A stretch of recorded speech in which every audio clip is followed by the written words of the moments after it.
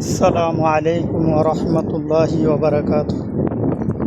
Guys, সবাইকে জুম্মা মোবারক। সবাই ভালো থাকেন। আজকে শুক্রবার, জুম্মার দিন। হেঁটে হেঁটে নামাজ পড়তে গেলাম। প্রচণ্ড গরম। এই দেখেন, এই বিল্ডিংটা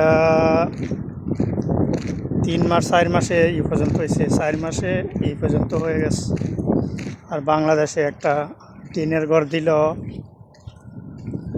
লাগে 2 মাস, 1.5 মাস।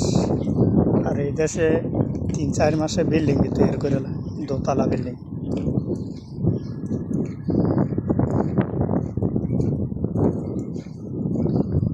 সবাই ভালো থাকবেন, সুস্থ থাকবেন, নিজের প্রতি খেয়াল রাখবেন।